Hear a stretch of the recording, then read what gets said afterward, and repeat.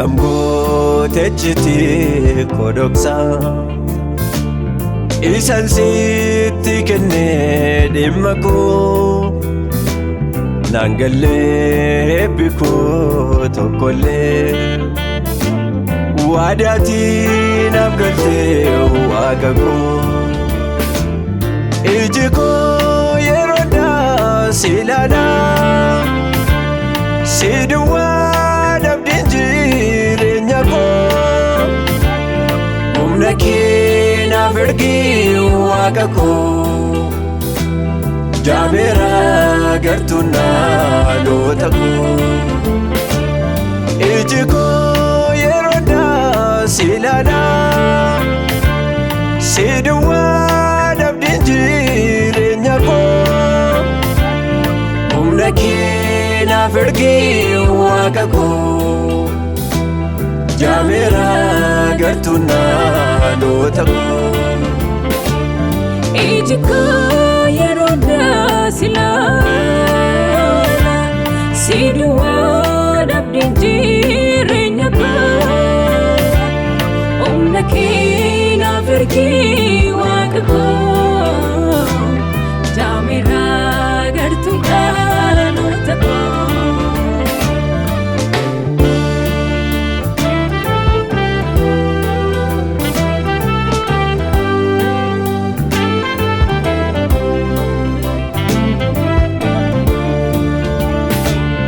rakkoof dhiphiin hundaa danda'ee siin eegaa gooftaa koo dhaabbadhee jechamaan jilba koo na buusu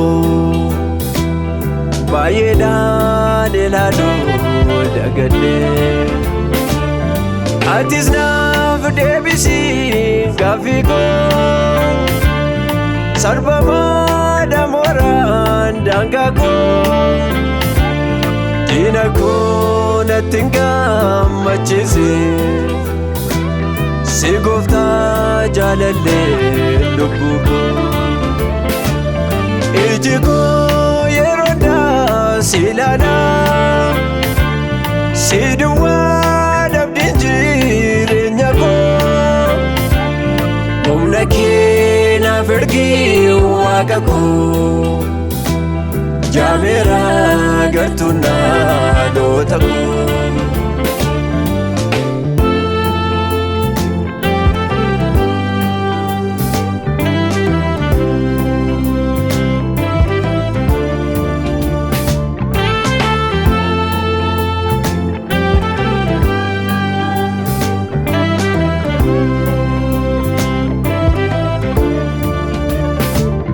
gaarummaa kee caalaa waan hundaa guma baasta kana dhayyeessa dadhabaaf garaan kee mooga'ee kan badee bojuusee deebisa wayiniin koo maaliif hoolata gooftaa koo burqaa kooti burqaa jireenyaa lubbuun koo garumaa kee ilaalti iji koo yeroo hundaa si ilaala si duwwaa dhabdeen jireenya koo humna kee naaf ergi waaqa koo gartuu naaloota koo iji koo yeroo hundaa si ilaala si duwwaa dhabdeen jireenya koo humna kee naaf ergi waaqa koo jaameera gartuu naaloota koo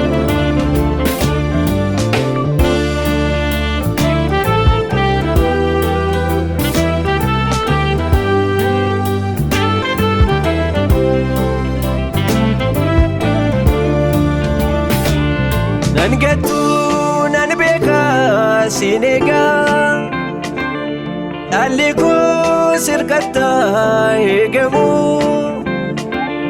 miiluun koo deemsa koon dhorkatu mooraa keessa eebbaan faayyamu argachuuf nan deema duratti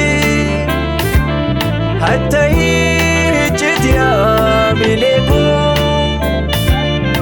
akka jaalala kee naaf ta'e ofaa koo deegaadhaa humni koo.